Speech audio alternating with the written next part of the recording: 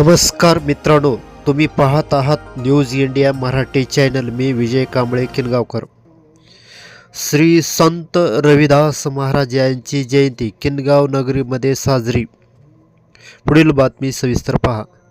अहमदपूर तालुक्यातील किनगाव नगरीमध्ये आज दिनांक 14 फेब्रुवारी 2026 रोजी मान्यवरांच्या हस्ते आणि सर्व चर्मकार समाज बांधवांच्या वतीने श्री संत रविदास महाराज यांची जयंती साजरी करण्यात आली.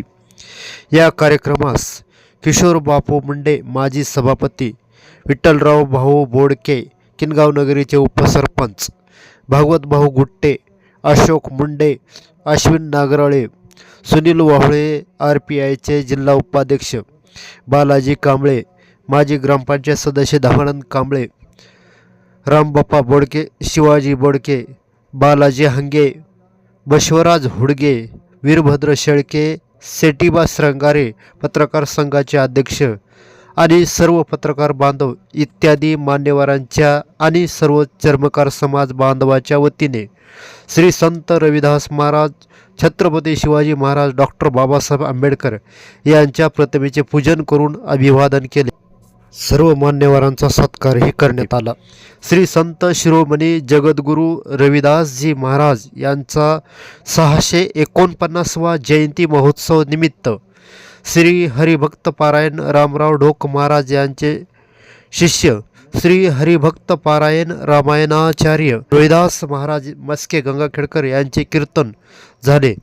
तसेच मृदंगाचार्य श्री हरिभक्त पारायण विष्णू महाराज चोपडे या जयंती कमिटीचे अध्यक्ष कैलास कांबळे, मुक्ताजी कांबळे, दत्ता कांबळे, भागुजी कांबळे, लक्ष्मण जोशी, वैजनाथ कांबळे, दिगंबर कांबळे, सोमनाथ जोशी, बालाजी जोशी, प्रकाश कांबळे, प्रकाश जोशी, बालाजी कांबळे, सोपान जवादे, मोहन जोशी, गोविंद कांबळे, श्रीरंग कांबळे, नागनाथ कांबळे, मंगेश जवादे, रामेश्वर कांबळे इत्यादी सर्व चर्मकार समाज बांधव आणि महिला मोठ्या संख्येने उपस्थित होते. धन्यवाद.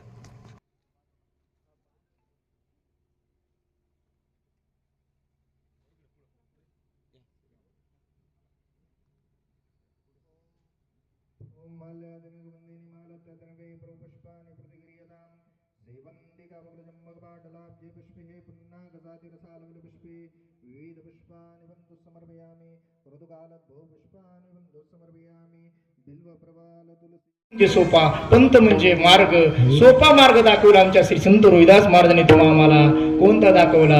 भक्ती पंत बहु सोपा, पुण्य नागविया पापा, येणे जाणे केपा, येण्याची एक एक खंडित आहे का. प्रत्येक समाजामध्ये संत जन्माला आले, त्यांनी आपला समाज भक्ती पंथात आणला. कारण भक्ती केल्याशिवाय या जन्माची मुक्ती नाही. म्हणून तुमची मुक्ती व्हावी, तुम्हाला मोक्ष प्राप्ती व्हावा, किंवा तुम्ही या जन्म मरणाच्या बंधनातून मुक्त व्हावं, यासाठी या महात्म्याने तुम्हा सर्वांना या भक्ती पंथात आणलं. त्या महात्म्याने एवढे उपकार केलेत. म्हणून त्या उपकारातून उत्तीर्ण होण्यासाठी काही शब्द नसल्यामुळे सैनामने उतराई होताना दिशेची काही, एवढा केला उपकार काही वानुमी पामर. ज्या महात्म्याने फक्त अंतकरण स्वच्छ ठेवलं आणि आपल्या प्रपंचातलं हातातलं काम करत करत जगाच्या मालकाची प्राप्ती करून घेतली आहे का. त्या महात्म्याने एक संदेश दिला, तो संदेश फार महत्वाचा आहे. कोणता संदेश आहे देव? मन चंगा तो मन निर्मळ झालं की जगाचा मालक आमच्या जवळ येतो.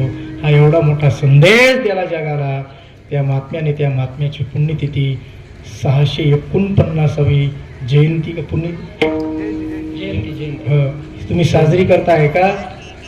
मला आनंद वाटला महाराज. कोणत्या का निमित्तानं होईना आपण या क्षेत्रामध्ये आलो. सर्वांना एका व्यासपीठावर घेऊन चालतो, त्याचं नाव वारकरी संप्रदाय आहे का. जिथे भेदाला थारा नाही तो संप्रदाय म्हणजे वारकरी संप्रदाय. कुणी या रे लहान थोर या ती भलत्या नारी नर करावा विचार न लगे चिंता कवनासी. 18 फगड जातीतल्या संतांच्या हातात लेखणी दिली आहे का. आणि या संतांनी आपल्या समाजाचं कार्य केलं, धर्माचा प्रचार प्रसार केला, एवढा मोठा प्रचार केला.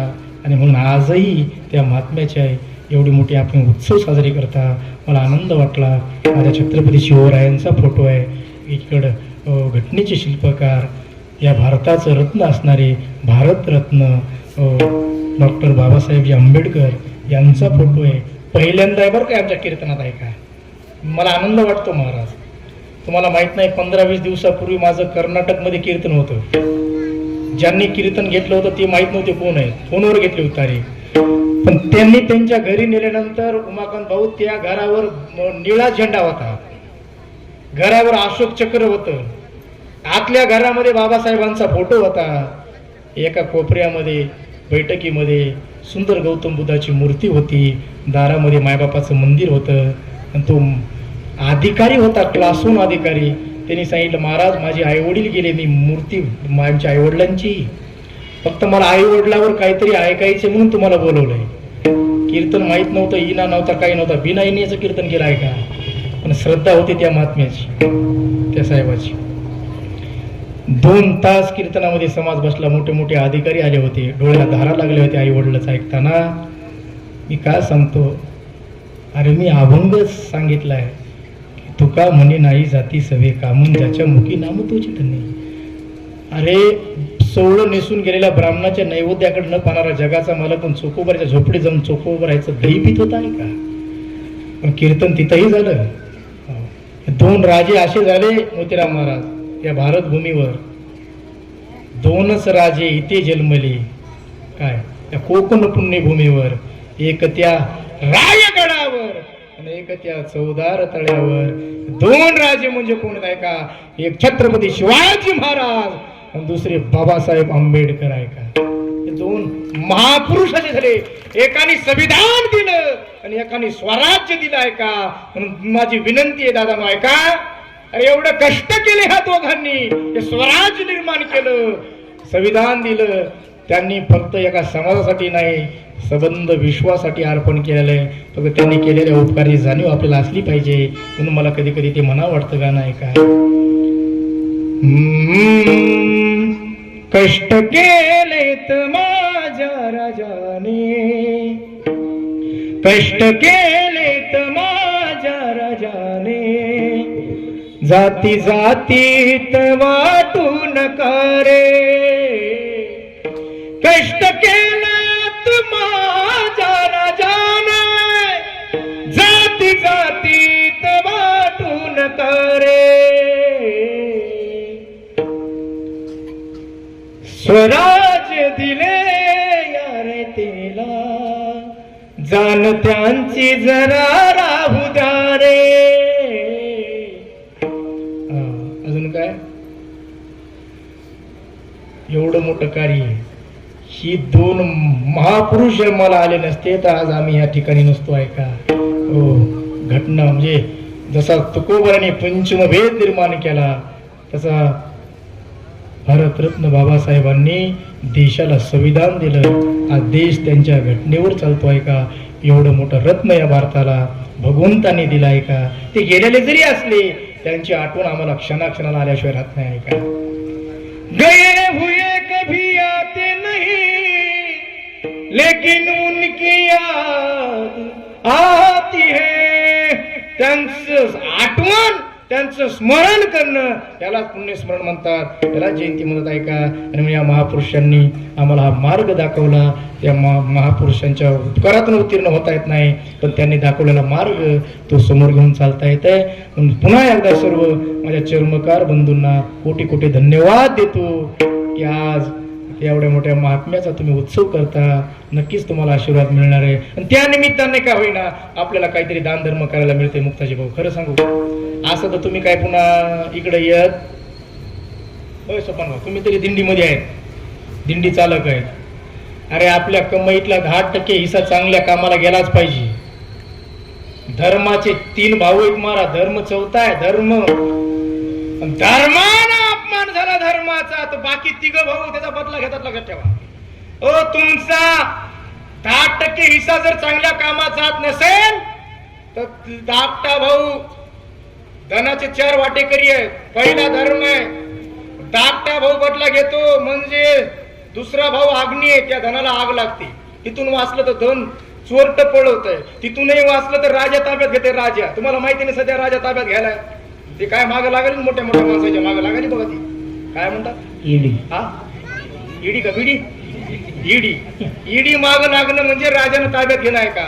राजानं ताब्यात घेऊ नये, चोरट्यानं पळू नये, धनाला आग लागू नये असं जर वाटत असेल तर आपलं धन शुद्ध व्हावं, वाढत जावं असं वाटत असेल तर वर्षातून एकदा तरी चांगल्या ठिकाणी ते खर्च केलं पाहिजे आहे का? खर्च केल्यानंतर उत्तर उत्तर वाढत जातं. आणि म्हणून या महापुरुषांच्या पुण्यतिथी निमित्ताने तुम्ही जे काही तुमच्या खिशातलं खर्च केलाय, मी खरं सांगू का, तुम्ही देताना 2 हातानं दिला पण जगाचा मालक तुम्हाला 1000 हातानं परत केल्याशिवाय राहणार नाही. एवढं सुंदर कार्य तुम्ही केलंय. पुन्हा एकदा सर्वांना धन्यवाद.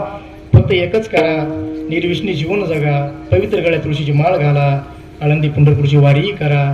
त्या महात्म्याने घरी बसून जगाच्या मालकाची प्राप्ती केली, आपणही ते केलं पाहिजे. एकच वाक्य सांगतो, माय बापाच्या डोळ्यात अश्रू येतील अशी वागणूक त्यांना कधी देऊ नका. पैशानं बंगला मिळेल, गाडी मिळेल, पद मिळेल, प्रतिष्ठा मिळेल, बायको मिळेल, पण पोत्यानं पैसा वतला तरी गेलेले मायबाप मिळत नाही, तेवढे लक्षात ठेवाय का? अरे जगातला श्रीमंत कोण याचं उत्तर, त्याचे मायबाप जिवंत आहेत. तो जगातला सर्वात श्रीमंत लक्षात ठेवा. बरीच मंडळी आहेत, आता आम्हाला 4-4 मजली बिल्डिंग असतात पण तिथं मायबाप दिसत नाहीत, कुत्रे दिसतात. कुत्रे, अरे आम्हाला कुत्रे सांभाळायला वेळ आहे, कुत्र्याला आम्हाला घर आहे, पण आमच्या जन्मदात्या मायबापासाठी आम्हाला घरात जागा नाही. शोकांतिका वाटते महाराज. 4-4 मजली बिल्डिंग आहेत पण मायबाप नाहीत घरात. अरे एकदा मायबाप गेले ना, जोपर्यंत मायबाप असतात तोपर्यंत तुमच्या घराला वजन असतं. मायबाप गेल्यावर घराचं वजन गेलं. मंदिरातली मूर्ती बंगल्यानंतर मंदिर जसं उदास दिसतं तसं मायबाप गेल्यानंतर घर उदास दिसत आहे का? जोपर्यंत जिवंत आहे तोपर्यंत त्याच्या डोळ्यात आसरू येतील अशी वागणूक देऊ नका. निर्व्यसनी जीवन बघा. सध्या हायवे रोड झालेत, हायवेवर रोज अपघात आहेत. त्या अपघातामध्ये तरणेवाण पोरं जातात. काय जातात? कारण ते गाडी पिऊन चालवतात. फुल पेले की गाडी चालवायचं कळत नाही, कुठेतरी जाऊन धडकायचं. अरे ज्या मायबापानं तुमच्या खांद्यावर जायचं स्वप्न बघितलं होतं, दुर्दैवानं त्या मायबापाला तुम्हाला खांदा दिलेलं बघावं लागले. दादा नो ऐका, फक्त या व्यसनामुळं निर्व्यसनी जीवन जगा. अनमोल किंमत देह भगवंताने दिलाय, दारू पिण्यासाठी दिला नाही. पवित्र जीवन जगा. ऐका, आणि मायबापाचं स्वप्न त्यांना तुमच्या खांद्यावर जाऊ द्या, तुम्हाला खांदा दिलेलं बघू देऊ नका. एवढंच करा. पुन्हा एकदा सर्वांना धन्यवाद. शेवटला पूर्ण विराम. ज्ञानेश्वर.